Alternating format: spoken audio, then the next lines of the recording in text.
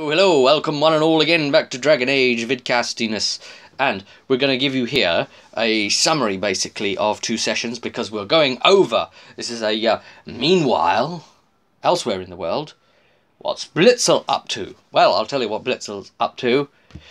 He is on a mission of vengeance now, because with all the money he got from selling the golden dragon statue thing, he managed to buy a ship, and he bought a crew, and now he can travel wherever he wants. And let me just show you. This is next port of call, if you pardon the pun. Yeah, blood bones are. So, yep, this is also available as an app as well. That's just cool. So, just a recap of how we're doing this. Live conversion. Age for Dragon Age in this case, actually. So live conversion, even I don't know what's in here. Can't remember. If I did even play it, it would have been bloody years and years ago. Probably haven't properly played this one, actually. So yeah, player keeps his own map. I tell him the references as we go. That way, if he wants to do something out of the realms of the book, we can backtrack to it. Like, if you would be able to actually walk and turn around and actually change your mind from looking at a thing and say, you know what, we're just not doing this, or you know, you want that degree of flexibility that you would have in an RPG. You write the references down and make a map as you go.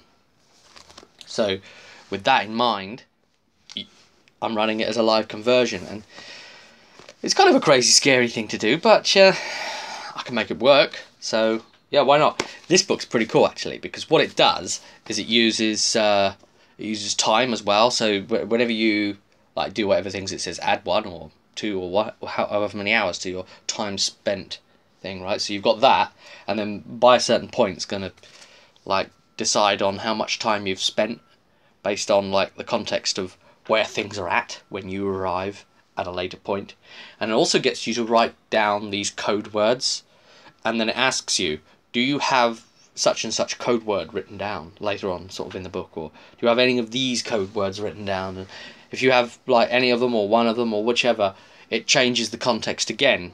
It means, you know, you've done something, and it knows you've done something and earned that code word, yeah, which then alters the context of things. So that's pretty smart as well. This book's doing it. This one, it says Steve Jackson and Ian Livingstone, but they're not the writers of this one. But that doesn't matter because it's quite interesting anyway. A lot of people hammered this one for saying, oh, the end has got too many luck tests or whatever. But, you know, to me, luck tests are brilliant for an Age GM, because what you do is you quickly check the what you do when you come to a test your luck thing in one of these books. You check the unlucky result quickly. You flick in and check what that is, and you just work out what would have happened to the person and work out what kind of test he needs to take. So it's like, oh, you're walking on this bridge or whatever, and you know you there's a troll hiding underneath it, and he quickly jumps up. You know, test your luck. Yeah, and it might be that if you're unlucky, the troll actually lands and then squashes you flat, and gets these free moves against you or whatever to start the combat. And yet it might be that when you read that and you say, oh well, okay, so he's trying to stealth, so we'll actually do like maybe an opposed stealth versus hearing. That would be quite cool, and get the player to do that, and then whether they pass that or not goes to the lucky or unlucky result. So you've got to just read ahead quickly as the GM and check what that will be, but it's still live conversion because you only do it when you come to it. So yeah, and then some of the enemies that, you know, they pop up and you've got to quickly relate it in. You've got to say, oh, this is going to be a instead, you know, for the context of this world, in this case Thedas.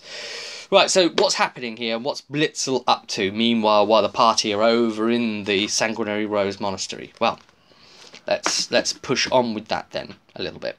So since he got the ship And since he got the Black Bear curse, which forces him to seek out the strongest in the world and hunt them down, he has been getting these repressed memories coming back of his parents and his family getting killed, and the people in the village that he stayed at for a while, all the way up away on the foreign parts of the land, basically, so we can have all these places exist, and just by name, things like, you know, Crab Island and places like this, so that they can exist, and there's not a problem, because you can say, oh, you know, it's real sort of like edge of the map stuff, maybe like North Parvolin or something kind of way.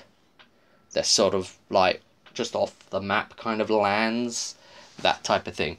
Right, so anyway, he's remembered the Cinnabar Bone, this captain here, having done that, killed the people in the village, and, you know, like killed his father and that. So he wants to hunt him down. So, and the Black Bear thing, you know, pushes him to do things like this. So he jumps on his ship and he sails out to where it should be, sort of thing. And he starts asking around, and it turns out the Cinnabar Bone is actually dead now. He died some months ago, and a mercenary took him out. And then he gets given a tip-off and said, you know, some old drinker says, oh yeah, actually, you know, it's not as you think, you know, meet me outside in 10 minutes and I'll tell you more, that sort of thing. And he goes to meet him there, and there's some pirates already there, and they sort of make reference to, oh, it's the snooper. So instantly the fact that someone's trying to, you know, hunt them down, that's kind of calls that they're trying to hide something, and considering Blitzal the snooper, and he looks more into this and kicks the pirates' asses, of course, and the old man dies, but he reveals a bit of information, and Morel is the new captain of the ship at the moment, and she's maybe trying to resurrect Cinnabar, and is it really happening? And he's going around Crab Island and making an investigation. He went to the gambling house and played there a bit, and, you know, everyone cheats there, and all of the people that run the games, they're all like really heavily against you, like just like any gambling hall should be, really. They've, you know, they're a business. So anyway, we did a bit of that. Drove him completely crazy on the like a Wheel of Fortune sort of thing, spin chart thing.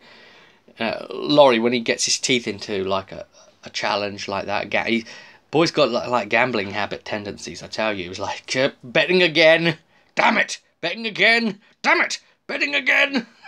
He just wanted to win once. It was like blowing all his money, blowing through it, one after the other. It was terrible. So, anyway, it's going around to all these different places, finds a map shop, finds some information, possibly about where this other island might be, Bone Island, or whatever.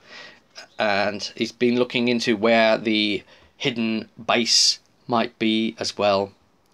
But anyway, yeah, to cut things short, he gets to the base, and they capture him, and Cinnabar Bone is alive again. He's been resurrected, huzzah, as an undeady thing, and we're all getting very Pirates of the Caribbean here, I know, but, you know, whatever. And yeah, he's been resurrected, and they capture Blitzal in true James Bond fashion, although he's more of an action hero as well. So we were actually calling him Indiana Bond. Yeah. So they put him inside this pit and tie his hands together with rope, and there's holes in the pit, and the tide comes in, and then the whole thing starts filling up with water. That's lovely. And yeah, he's had some combats to get here, but, you know, it's just people after the snooper, as he was calling it, you know. And anyway, he's in a kind of James Bond trap situation. What's he going to do? Well, he's wearing the shark tooth bracelet, and he's on the ropes and cuts that free, and then cuts that free, and then climbs out of the pit just as it was going over his head, of course. And yeah, then after that, he, you know, runs out to trying to get to the captain, and he's already departing on his ship. And so, Blitzal does a run for it and, jumps onto the ship and climbs his way up into one of the portholes and climbs into the cabin and then starts looking around inside the cabin, and he's like, oh, okay, we're out at sea now. The pirate thought that Captain Cinnabar thought he was going to get away from me. Well, he's not, I tell you. I'm out here on his ship. There's nowhere for him to run. So, he's looking around trying to, like, keep everything quiet and silenced. Searching the place, getting all the necessary items needed. And it would be kind of a bit dull to go into what all those items were and that. But anyway, suffice to say, he ends up on deck. And, he can't really hide very well. And all of the pirates just, like, stop and, like, look around. And Cinnabar's like, there he is. Get him. And suddenly this mass of pirates are all just running at him. And it's terrible. Blitzal's got nowhere to run, really. So he was like, okay, I'm going to have to dive overboard. But he can't dive overboard because the pirates are blocking the way to him to even get that. So he has to then run into the rigging, and he's got to, like, dodge past them and, like, whack them as he runs past and knock them out of the way. That type of thing. So, yeah, that's all good. That's all good here. So, yeah, that's going on. But he then was forced to go overboard anyway. And after that, they're, like, laughing and waving and that sort of thing. They think it's great. And a great white shark attacks him. And it's almost the death of him. He's trying to fight this thing in water. And, Laurie's freaking out here because, Blitzal's going down real fast. And you're trying to fight a shark in its element. And you've got, the ship sailing off and you're just, like, stranded, treading water, trying to fight this thing as well at the same time. It was horrific. Almost killed Blitzal. Almost. Then this thing, had taken enough damage and it swims off, and maybe it's been cut up too bad. It's maybe going to die now. So you can't really stay out there too long. I mean, there's blood in the water now, and it's pretty bad. But soon after, another ship comes along, and it's the mercenary guy. His ship, the Fortune, aptly titled, of course. The pirates one's called the Virago, I think. And the Fortune picks him up and says, oh, well, that was a bit of an unhappy situation for you, wasn't it? And Blitzal explains, oh, well, Cinnabar Bone, the guy that you killed, yeah, he's back from the dead. And, the merc guy didn't like that. He wasn't too keen on that. So they decided they were going to have to hunt him down together. And Blitzal said, well, I've managed to find the information that tells me the coordinates of where they are headed, the Bone Island that they're heading to, and these are the coordinates. So, yeah, let's go there. So they decide to take the long way around, not risking the dangerous shorter route.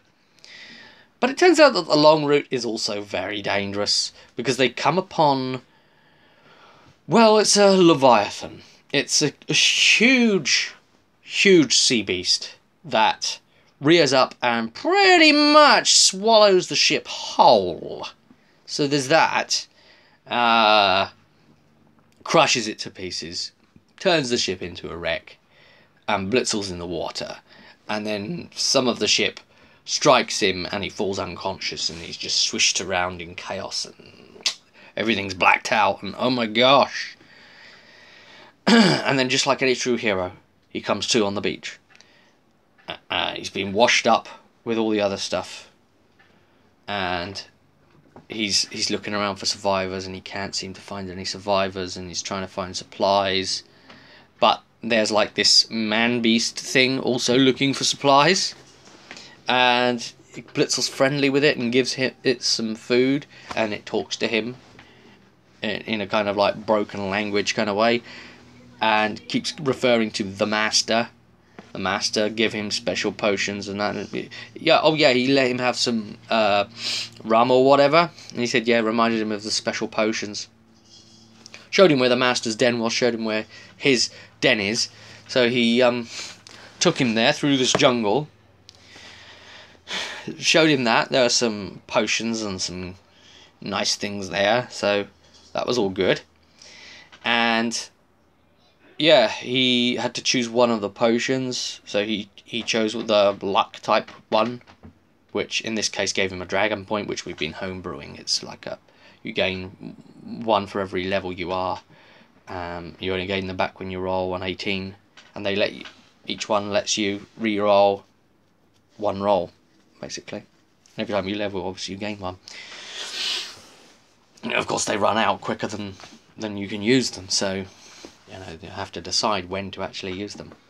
Yeah, so there's that, and yeah, pushing on into the jungle, and coming across quite a lot of like insectoid foes, really. But from having the map, as he's got as well, he's got the map of Bone Island. He can actually work out where he needs to go, and he knows that in the northern part, that's where the like big skull drawing thing is. So that's probably where Cinnabar's gone, because that's the symbol of the cult that he worships, this evil thing. It's like basically a voodoo thing, really, but So anyway, that's the tales of what Blitzal's up to, stuck in this jungle island at the moment, forcing his way up there. And this is meanwhile, back in Orlais, the group are over there. But we'll get to that. We'll get to that in the next video to tell you what happened further in the Sanguinary Rose Monastery with Amelia and co. Till next time, I'll see you at the table.